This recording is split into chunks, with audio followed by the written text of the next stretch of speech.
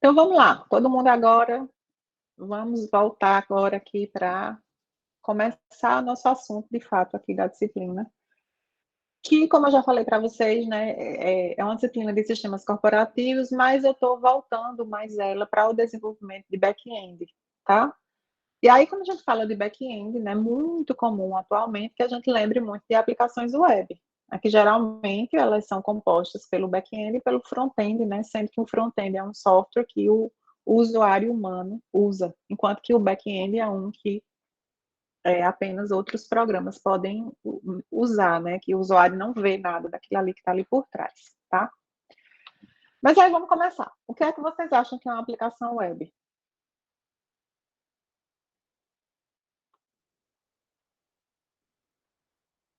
Vocês vão ter que participar, hein? Vamos lá.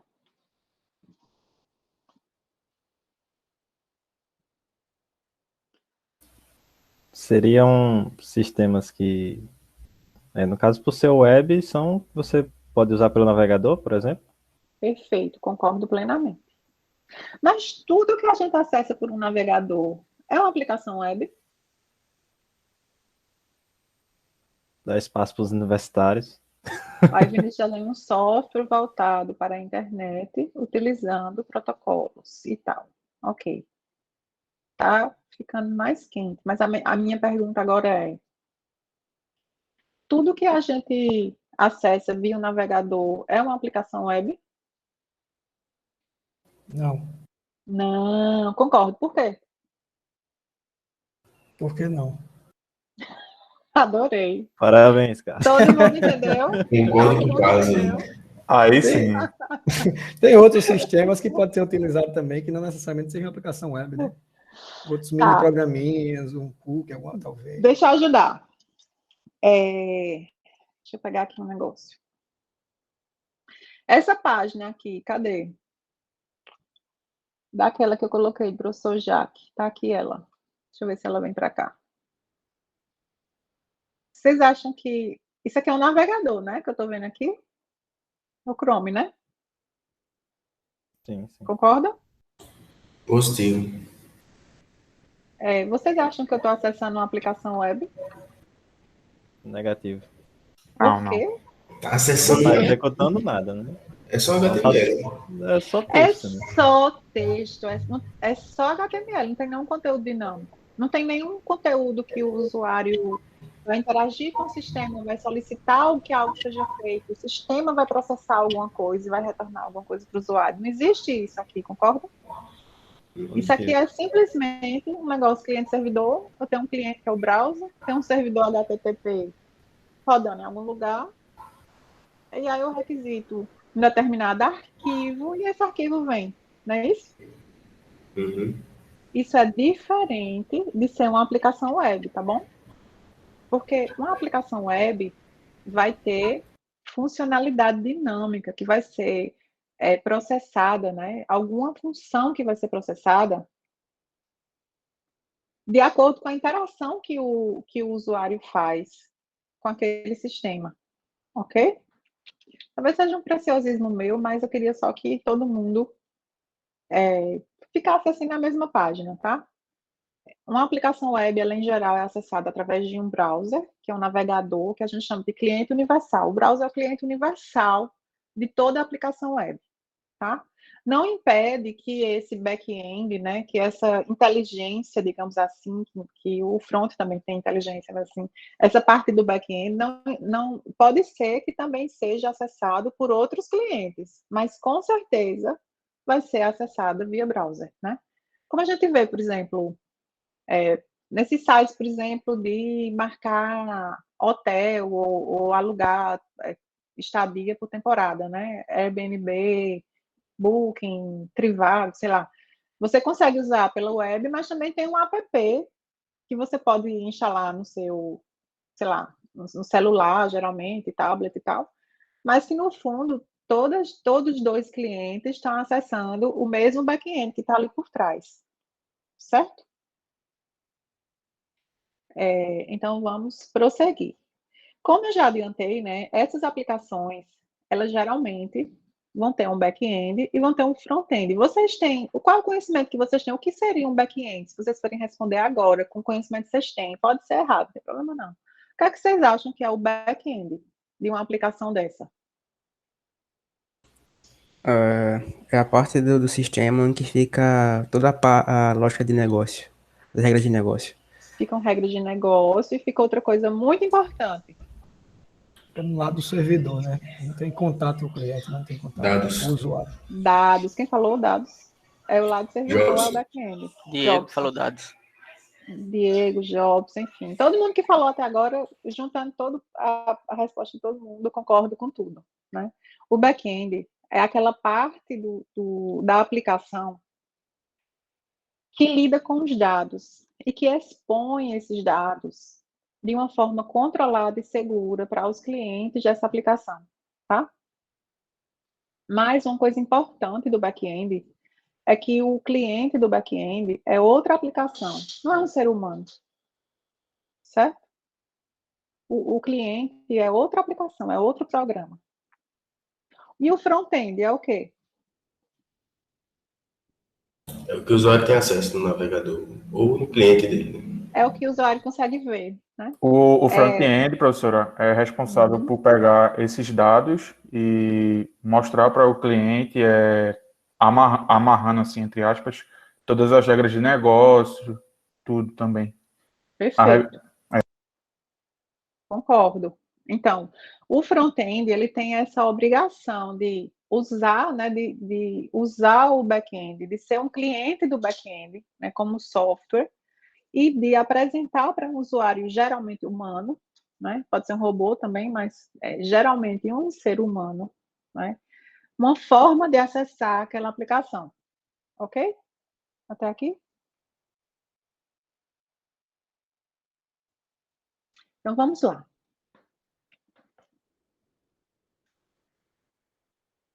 Maria, eu quero fechar isso, não consigo. Então, o back-end é a parte que a gente não consegue ver. Back é que está por trás, tá? Está escondido, a gente não consegue ver, certo?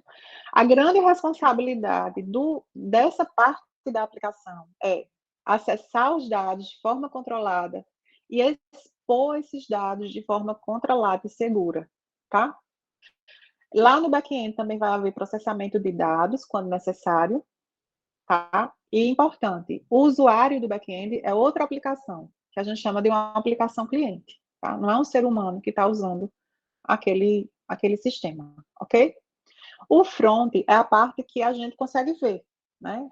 É a parte que a gente, é uma aplicação que a gente usa para poder acessar aquele back-end que está lá escondido, certo? E aí, através do front, que a gente consegue acessar esse back-end e usar, de fato, a aplicação como ser humano. Tá? Nada impede que existam outras aplicações que nem são front-end, mas que vão acessar aquele back-end ali, tá? Então, a gente tem o front-end acessa o serviço que é exposto por aquele back-end, que geralmente é uma API, tá certo? A gente vai falar mais já sobre isso. Esse front-end, ele geralmente é construído usando as bibliotecas gráficas dos próprios browsers, tá? Que são os navegadores. E o usuário, em geral, desse front-end é o ser humano. Beleza?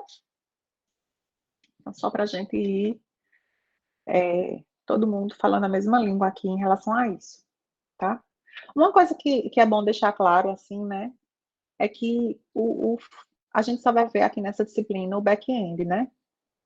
E a gente tem essa sensação de que, como é o back-end que acessa os dados, todo o processamento, toda a lógica de tudo está feito lá no back-end, mas nem sempre isso é verdade, isso depende muito de como a aplicação foi desenvolvida, tá? Tem muito front, que é super complexo de ser feito, que faz muito processamento, tá? Porque depende da aplicação, tá? Para desenvolver a parte de front, é necessário bastante conhecimento. Tem um monte de padrões que precisam ser seguidos também lá para desenvolver o front-end. Então, assim, eu não diria que todo o processamento é feito só no back-end, Isso é muito feito no front, às vezes, também. Então, por exemplo, às vezes o cliente, especialmente se você está falando de um cliente que vai rodar no computador e que tem algum poder de processamento, né? Você pode receber mais dados do que o usuário solicitou, e quando o usuário poder filtrar certas coisas e ver só parte desses dados que o front já recebeu, né? Então, tudo isso é processamento que é feito lá no front-end, certo? E cada vez mais está acontecendo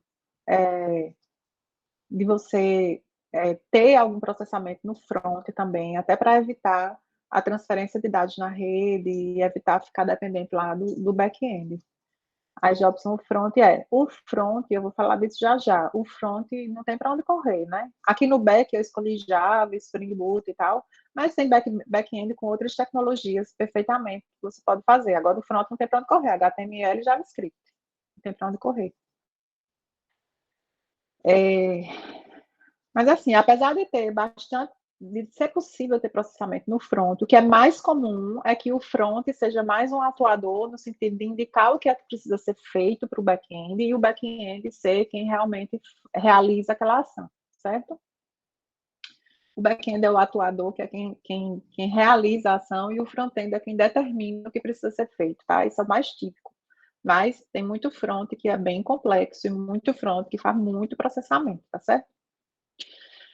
Tem algumas preocupações que a gente precisa ter em mente, como desenvolvedor de back-end, a gente precisa ter em mente o tempo todo.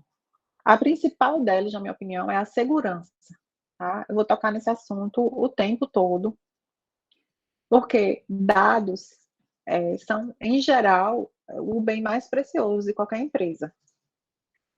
E aí, se essa aplicação acessa esses dados e expõe esses dados de alguma forma, tá? A segurança é algo fundamental para que essa aplicação seja bem sucedida, né? Afinal, nenhuma empresa vai querer usar uma aplicação, expor seus dados sem ter uma confiança de que essa exposição é segura, né? Que é a exposição que realmente eles querem, o que eles só estão expondo o que eles querem expor para as pessoas autorizadas a ver aquela informação, tá? E uma outra questão que é muito comum também, mas isso vai depender muito da aplicação, vai ser muito mais comum em aplicações que usam quantidade de dados muito grandes, tá? Uma grande quantidade de dados, Big Data, Very Large, não sei como é que o povo está chamando agora. Aí desempenho vai ser importante também nesse contexto, mas nem sempre é o caso. Tá? Às vezes você tem uma aplicação de back-end que tem uma quantidade de dados que não te causa um esforço muito grande para pensar em desempenho, para às vezes pensar em soluções mais complexas por conta de desempenho, mas também é um requisito que muitas vezes precisa ser observado aqui para esse tipo de aplicação, certo? Então, o back-end é um sistema que tem uma lógica, tá? Tem uma lógica de aplicação, tem uma lógica de negócio, que segue regras de negócio, que vai realizar, em geral, processos de negócio, né? E que lá internamente vai ter algum processamento, tá? Então, muitas vezes, tipo, esse exercício que a gente fez agora no Lab Zero, tá? Aquilo que a gente construiu para o Lab Zero, certamente para uma aplicação de back-end, algo semelhante ao que a gente fez no Lab Zero vai ser necessário, porque a gente vai precisar desenvolver todo aquele sistema, toda aquela lógica de negócio por trás ali, né? Faz parte do back-end. Pensar nessas entidades, né? Pensar, desculpa, em quais são os objetos, né? Quais são as classes que a gente vai usar para realizar as funcionalidades daquele software, daquela parte do back-end que foi contratada, tá certo? E claro, assim, especialmente se a gente está falando de uma aplicação que muitos usuários usam, que é uma aplicação que a empresa usa constantemente e que provavelmente vai usar por muito tempo, tá? A gente vai ter sempre que pensar em simplicidade e manutenibilidade, que é daí que entra aquela importância do que eu falei, né? De você desenvolver classes, né? Desenvolver um projeto, ter um design, né? Ter um projeto de relacionamento entre essas classes que obedeçam bons padrões, para que a manutenção desse sistema no final seja mais fácil, para facilitar a própria vida de quem está desenvolvendo, né? Porque geralmente quem vai fazer a manutenção é quem está desenvolvendo, tá?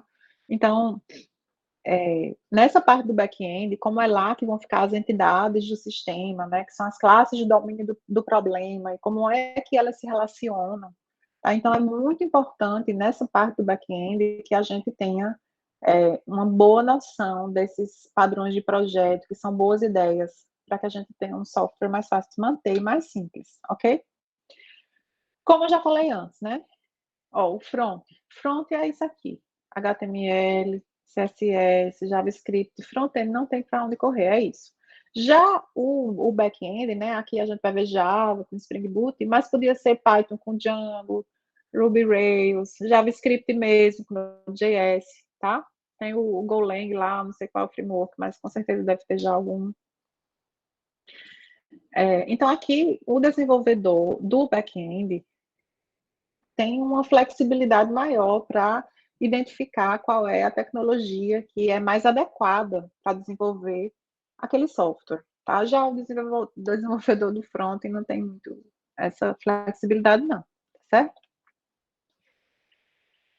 E aí, como é que a gente acessa esse sistema, né? Esse back-end, eu falei que não tem um usuário humano, ele não tem uma interface gráfica, tá? Em geral, esse back-end, ele vai expor uma interface, que a gente chama de API, tá? Application Programming Interface.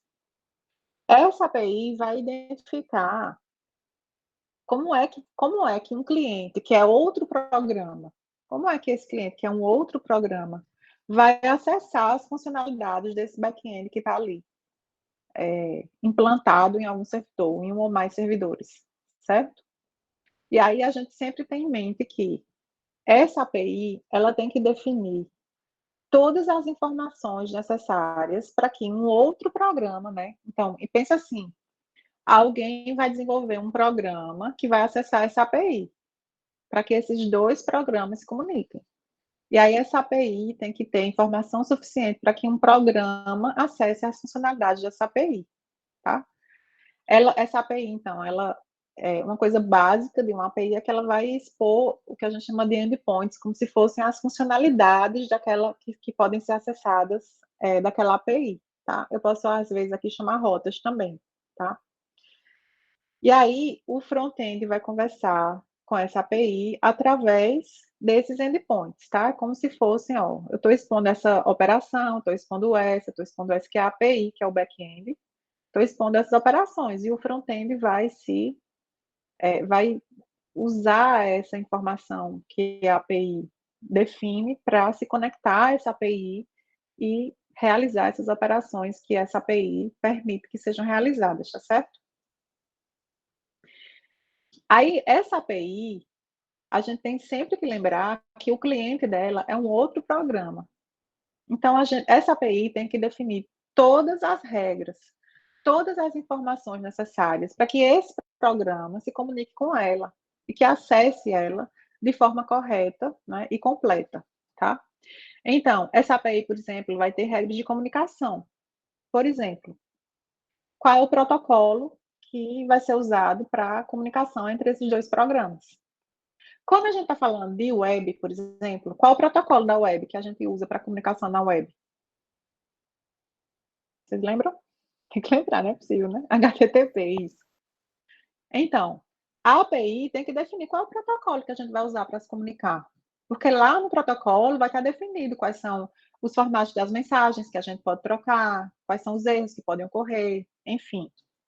Então, isso tem que estar muito bem definido na API. Qual é o protocolo? Né? Não adianta eu ter um cliente que fala japonês com um servidor que fala português e ele não vai se entender nunca. Então, o protocolo tem que definir regras de comunicação. Em geral, define qual é o protocolo a ser usado. E quando a gente está falando de aplicações web e de APIs para esse contexto, geralmente o protocolo vai ser HTTP, tá? Vai ter que estar definido também qual é o endereço de acesso, qual é a máquina em que esse serviço está implantado. Tá? Eu preciso de um endereço IP ou de um nome que o DNS possa converter no endereço IP e que eu possa rotear um pedido do cliente para essa API responder esse pedido do cliente. Tá? Eu preciso de uma porta de acesso, né? Dado que eu consegui, né? O cliente consegue chegar até a máquina onde esse serviço está implantado, mas eu preciso saber qual é o processo dentro daquela máquina. E a gente sabe qual é o processo dentro daquela máquina a partir da porta de acesso, né? A gente agora já está falando agora de TCP/IP. A gente tem aquelas portas lá que a gente geralmente usa 8080 para o caso de serviços desse tipo web, mas que é algo que o programador que pode programar qualquer porta que quiser, desde que não seja uma porta em uso, né, naquele servidor, tá? A gente tem que especificar na API, dentro daquele processo, qual é a funcionalidade específica a ser acessada, tá? Então, aqui a gente está falando agora do que a gente chama de qual é o recurso que eu quero acessar especificamente, certo? E o que é que eu quero fazer com esse recurso? Qual a operação que eu quero fazer com esse recurso? Qual é o recurso? Depois a gente tem que também definir formato dos dados que são trocados, né? Para cada funcionalidade exposta por essa API, né? Que cada funcionalidade tem que ter a regra de comunicação, endereço de acesso, porta de acesso, qual é o recurso, qual é o tipo de operação e, finalmente, quais são os dados, qual é o formato dos dados que são trocados. Se eu quero adicionar um aluno, tá? Então, eu preciso passar informações desse aluno para essa API. Em que formato eu passo isso? Aqui no nosso curso, a gente vai usar formatos que são comumente usados na web. Vocês lembram quais são os formatos? JSON, certo? Pode ser XML também, mas a gente vai usar aqui só o JSON, tá bom? Beleza até aqui? Vocês me interrompam se tiverem dúvidas. E aí, a gente vai falar agora de back-end, mas também um pouquinho do front, porque a gente vai falar da arquitetura dessas aplicações, tá? A primeira coisa é que essas aplicações, elas vão sempre seguir o modelo cliente-servidor, tá? O modelo cliente-servidor é esse modelo em que o cliente sabe sabe essas informações aqui, ó, para poder solicitar alguma coisa ao servidor.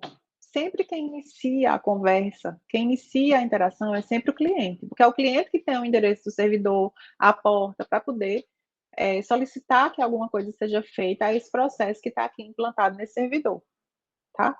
Então, o cliente, que geralmente vai ser um browser, ele vai usar as informações que a API expõe para acessar esse servidor. E aí, ele acessa esse servidor solicitando, né, que alguma coisa seja executada lá dentro do servidor, tá? Que esse servidor aqui é um software que vai ficar sempre alerta em uma determinada porta, geralmente TCP, atendendo os pedidos que chegam dos clientes, tá? É um processo que se faz um bind, né? Uma associação com a porta, e esse processo fica lá, quando chega a requisição, esse processo vai fazer o que precisa ser feito, certo? Sempre é o cliente que inicia a conversa, o endereço e a porta do servidor têm que ser bem conhecidos, em oposição ao modelo entre pares, né? Todo mundo deve ter usado já, BitTorrent, Emule é do meu tempo, mas acho que não é de vocês, não. Esses outros tipos de sistema entre pares não tem essa definição clara de cliente-servidor, né? Dependendo de onde estão os dados, um cliente pode ser hora cliente, hora servidor, um servidor hora cliente, hora servidor, que aí é um sistema entre pares. Aqui no que a gente vai ver, não, a gente vai ver modelo cliente-servidor puro. O servidor é sempre servidor, o cliente é sempre cliente, e o cliente é quem acessa o servidor, tá certo? E aí, quando a gente pensa, né, nessa arquitetura desse back-end, tem duas arquiteturas que são muito mais usadas, tá? Sendo que essa primeira é a mais usada e a que a gente vai seguir, até porque ela é a mais simples, tá bom? Que é uma arquitetura monolítica, tá? Então, aqui nesse exemplo, imagine que você vai desenvolver um sistema para uma corporação e que esse sistema vai lidar com um monte de funcionalidades. Tem funcionalidade de contratos, de serviços de terceiros, de agendamento de alguma coisa, sei lá, que é dessa empresa, a parte de financeiro, de compras e vendas, por exemplo, recursos humanos, de pagamento, folha de pagamento dos funcionários, tá? Então, é uma empresa, é um software corporativo, né, que vai auxiliar essa empresa em vários processos de negócio que ocorrem dentro dessa empresa. E quando a gente segue quando essa aplicação, eu estou falando do back-end aqui, tá? Quando esse back-end segue esse design aqui monolítico, significa que todos os componentes para realizar todas as operações desse sistema estão aqui nesse único módulo, tá? É o único módulo aqui que eu tenho, e todos os componentes estão aqui, e acessa esse banco de dados aqui, e aí a gente chama isso de uma aplicação que segue uma arquitetura monolítica, certo? Se a gente falar de Java, por exemplo, né? Se a gente vai falar de Java, a gente tem um único jar onde roda tudo nele. Então, isso, quando eu vou implantar essa aplicação em um servidor, né, com endereço IP público para que possa ser acessado por um cliente, é muito simples, porque eu vou só colocar é só um jar que eu tenho para implantar em algum servidor, tá? A oposição a isso é uma arquitetura de microserviços, tá? Numa arquitetura de microserviços, a gente divide as funcionalidades daquela aplicação em módulos independentes uns dos outros. Até você vê aqui um módulo para a parte de finanças, com seu próprio banco de dados, um módulo para a parte de RH, com seu próprio banco de dados, um módulo para os contratos, com seu próprio banco de dados. Aqui, nesse caso, cada módulo desse, se tudo for feito em Java, cada módulozinho desse vai ser um jar, né? Um jar que pode ser, um foi implantado no Japão, outro no Brasil, outro nos Estados Unidos, outro na Argentina, enfim. Eles são independentes, tá? E aí, a gente, para facilitar o uso, né, do cliente dessa API, a gente pode ter uma API Gateway aqui, que serve como um controlador de altíssimo nível, né, porque ele recebe as requisições dos clientes, ele sabe rotear para o módulo específico que sabe realizar aquela ação que o cliente está solicitando, certo? Vocês entenderam a diferença entre essas duas arquiteturas? E aqui em microserviço, inclusive, né, na verdade, isso aqui é uma coisa bem simplificada, porque nessa arquitetura de microserviços, a gente provavelmente vai ter comunicação aqui entre os módulos, tá certo? Esses bancos de dados precisam manter a consistência, tá? Então, se tiver dados que o financeiro modifica, que o RH modifica nesse BD, o financeiro modifica nesse BD, então é preciso que depois exista uma consistência, né? Exista alguma ação a ser realizada para manter a consistência entre esses dados, tá? Se eu quero implantar essa aplicação, eu tenho que implantar vários serviços, tá? Que podem ficar na mesma máquina ou não, tá? Depende de como é que vai ser esse planejamento de capacidade dessa aplicação, tá? Elas vão se comunicar entre si, esses vários módulos podem se comunicar entre si, provavelmente vão se comunicar entre si. E quando a gente vai para um extremo, assim, de microserviços, na realidade, o que acontece é uma coisa muito, muito extrema. Não sei se vocês já ouviram falar lá na Amazon, na nuvem, tem um serviço Lambda lá, que é para você implantar microserviços, tá? Quando você vai para o extremo dessa arquitetura, na verdade, cada back-endzinho desse, digamos assim, ela oferece apenas uma ou duas operações, poucas operações muito específicas. Então, é um negocinho muito pequenininho, muito específico, e aí, quando chega uma requisição do cliente, essa requisição vai ser atendida, às vezes, por milhares de microserviços, que se comunicam, um manda para o outro, como se fosse um fluxo mesmo de microserviços, tá? Então, já existem aplicações que são desenvolvidas assim, mas não vai ser o caso do que a gente vai fazer aqui, não. A gente aqui vai usar só coisas monolíticas, tá? Pode falar, Jobson. Nesse caso, professora, cada microserviço é um projeto rodando separadamente, né? Pode ser até de outra tecnologia diferente. Pode. Isso, inclusive, é uma das vantagens de você usar essa arquitetura, tá? Porque, às vezes, para um determinado pedaço daquele sistema, alguma tecnologia específica faz mais sentido, ela é mais adequada, enquanto que para outro pedaço, outra tecnologia é mais adequada, tá? Então, isso é uma das vantagens dessa arquitetura de microserviços, né? Que a gente não vai ter essa vantagem quando a gente fala da arquitetura monolítica. Pode falar, Anderson. No caso, eu acredito que para eles poderem oferecer poucas funções, né, cada microserviço, e por terem vários, acredito que justamente seja para a questão de manutenção e de caso algum deles caia, né? Porque E reúne, sabe? Porque, assim, quando você vai parar para desenvolver uma aplicação dessa, muitas vezes tem pequenas coisinhas que precisam ser feitas em todos esses módulos aqui, sabe? Uhum. Então, Porque eu você tem acredito só uma que função ali e todos eles acessam ela, até porque se entendeu? um deles oferecesse muitas funções, se ele caísse, muito do que é usado no sistema também cairia junto, né? Isso. E é uma Que é o que forma também de acontece aqui tornar no eles bem monolítico. independentes, né? Porque tecnicamente, por estarem em serviços Perfeito. diferentes, eles têm E que não ser apenas isso, independentes. né? Tem umas coisas que são. A gente não vai ver aqui, né? Eu gosto muito desse assunto, que é a minha área de pesquisa, inclusive.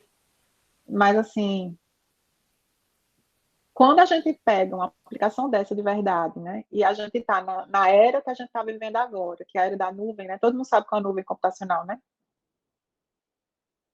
Espero que sim. Então, como a gente está vivendo agora nessa situação, né? Muitas empresas preferem rodar as aplicações em máquinas que são compradas da nuvem, né? Elas não estão mais mantendo um parque de computadores privado e tendo que gerenciar aquilo, gerenciar resfriamento daquelas máquinas, gerenciar quando quebra, né? Na verdade, a maioria das empresas hoje está preferindo alugar as máquinas da nuvem, né? Elas não perdem mais esse tempo de ficar tomando conta de hardware delas próprias, né? E aí, quando você fala de nuvem, que você paga por tudo que você usa, tá? Imagine que quando você tem uma aplicação que é em microserviço, que é levado para o extremo de um microserviço, né? Que na verdade cada serviço é uma única função. Então essas funções elas são levantadas muito rapidamente, né? Se eu quero usar uma função que não está no ar, é muito rápido fazer ela passar a funcionar. E aí muitas vezes esse tipo de aplicação, né, quando ela é muito grandiosa, para baratear, você faz esse tipo de coisa, porque tem funções que raramente são usadas. Você nem precisa ficar pagando nenhum recurso para ficar com aquela função ali implantada, não. Você implanta ela quando alguém precisa usar ela, entende? Então, é uma coisa que realmente, quando é levada assim para o extremo, realmente é muito útil. Mas, imagine a complexidade de desenvolver uma aplicação dessa. O que é que vocês acham? O que é mais simples? É desenvolver essa ou desenvolver essa? Com Mais certeza complexo também. o monolito, né? Com certeza é essa, né? Agora, vocês acham que essa aqui é sempre melhor? A gente já viu um problema dessa, que é a complexidade, né, para você implantar uma aplicação dessa. Porque você vai ter que implantar muito serviço. Implantar é o ato de você, tipo, instalar, né, a aplicação no servidor, tá? Digamos que seja isso. Então, o que é mais simples de implantar? Isso ou isso? Depende do problema que a gente quer resolver também, né? Porque às vezes Não, eu não. tô falando só assim, de simplicidade. Simplicidade de implantação, né? De levantar isso no servidor para ser usado. É Ah, mais o fácil monolito, implantar o né? monolítico. Concorda? Então, isso é uma vantagem do monolítico. Simplicidade para implantação, né? O que é que vocês acham que, em termos de falha, é melhor, o monolítico ou o microserviço? Microserviço. Microserviço é melhor, né? Porque o monolítico é um ponto único de falha, tá? Então, ou tudo funciona, ou nada funciona. Falhou aqui alguma coisa, falha tudo. Tá todo mundo no mesmo bolo, no mesmo jato. Já aqui, a gente tem uma independência de falhas, né? Então, eu posso ter vários módulos aqui dessa aplicação funcionando normalmente e a parte de agendamento tá em falha, falhou. Deu tilt lá e falhou, mas o resto da aplicação está funcionando, certo? Então, isso é uma vantagem da arquitetura de microserviços, ok? Que mais? Tem uma cola aqui, ó. Monolítico. Quando tiver um menos, é porque é uma desvantagem. Quando tiver um mais, é que é uma vantagem, tá certo? Monolítico, ponto único de falha. Microserviço. A falha nos serviços, elas são independentes. Monolítico. A base de código do monolítico é extensa. Vamos supor que chegou um programador novo na empresa. a pessoa tem que entender todo esse emaranhado aqui para poder passar a dar manutenção, por exemplo, nesse sistema, né? Já aqui, chegou um programador novo, tá? A gente pode direcionar ele para módulos específicos. Aos poucos, ele vai conhecer talvez todos os módulos, ou talvez não, né? Talvez seja um programador que vai se especializar só em contratos, tá? Então, é muito mais simples de um novo componente, entender, um novo integrante, né, digamos, do time, entender aquele serviço, porque os serviços são menores, tá? Monolítico, a gente tem que escolher uma única tecnologia, isso é uma desvantagem. Enquanto que no microserviço, a gente pode trabalhar com múltiplas tecnologias, dependendo do microserviço que a gente vai desenvolvendo, tá? O monolítico, ele é mais fácil de implantar, isso é uma coisa boa, em oposição à parte, ao microserviço, que tem uma implantação distribuída, tá? Não sei se eu coloquei aqui, coloquei. No monolítico não tem duplicidade de código, tá todo mundo junto ali, eu simplesmente vou usar o código que já está pronto, né? Ali dentro daquele já. Já no microserviço, tá? Especialmente se a gente não estiver levando esse microserviço ao extremo de ser uma única função, a gente vai ter repetição de código, né? Talvez tenham certas funções que eu precise implementar em vários módulos diferentes e eu vou ter repetição de código. Talvez aquelas bases de dados independentes tenham dados que se repitam em várias delas, porque isso seja necessário, tá? Então, isso é uma desvantagem do microserviço, tá certo? Como é que a gente decide entre uma e outra? Tá? Aqui nesse curso a gente não vai ter esse problema, já foi decidido que vai ser monolítico, tá? Mas na vida real de vocês, conta muito da aplicação que vai ser desenvolvida, da experiência do time que vai desenvolver, tá? Então, por exemplo, se não existir uma expertise alta em DevOps, né, que é esse povo que faz essa manutenção e implanta, encontra problemas e faz teste e tudo mais. Se não tiver essa expertise boa no time de DevOps, não adianta partir para o microserviço, porque você vai ficar muito limitado, né, em como resolver os problemas, né, de operação mesmo de um microserviço, tá? Como a gente viu, né, nenhum dos dois, cada um tem suas vantagens e suas desvantagens, né? Então, o que tem que ser feito na prática é pesar, né, as vantagens e as desvantagens, mas a dica é sempre começar do monolítico, né? Você comece a aplicação, a primeira versão da aplicação que você vai fazer, começa do monolítico. Você só precisa partir para algo mais complexo, né, mas que te dá mais flexibilidade, mas é mais complexo, quando você realmente vê uma razão para aquilo. Ah, faz sentido que esse pedaço seja em Java, mas esse outro tem que ser feito em Python. Sei lá, tem muita análise de dados aqui, sei lá, estou chutando aqui. E eu quero fazer com Python. Então, a dica é sempre essa, né? Começar do monolítico e depois migrar. Porque não vai existir a solução perfeita. Inclusive, aqui nesse vídeo é um vídeo bem curtinho, que vocês podem assistir em casa. É Martin Fowler, né? Martin Fowler tem um livro muito famoso, né? Sobre arquitetura de sistemas corporativos, inclusive. E aí, 2 minutinhos ele falando sobre microserviços, né? Sobre uma crítica que ele faz às pessoas, né? Porque microserviço agora está famoso, né? Tá no hype, né? E aí, muita gente quer já programar em microserviço e tal. E é uma crítica que ele faz, né? Que não é uma bala de prata, que se você não tem uma equipe boa de DevOps, não vai, cilada, sabe? Aí depois vocês veem, 2 minutinhos. Ele fala inglês, mas só é colocar lá o closed caption que ficou bom. Então, só para a gente terminar, né? Aqui nosso foco aqui vai ser na parte do servidor, certo? Especificamente back-end, expondo uma API, que é um tipo específico de API que a gente chama de API REST, certo? Então, a gente está falando de aplicações web e também que a gente vai seguir a arquitetura monolítica, é isso que a gente vai ver aqui no curso, tá? E aí, a gente vai desenvolver tudo usando Java e Spring Boot, que também foi uma decisão aqui para esse curso, certo? Beleza, pessoal, até aqui? Acho que esse aqui eu vou deixar para a próxima aula, porque já são 11h46, todo mundo já cansado. Vocês têm alguma dúvida do que a gente conversou até aqui?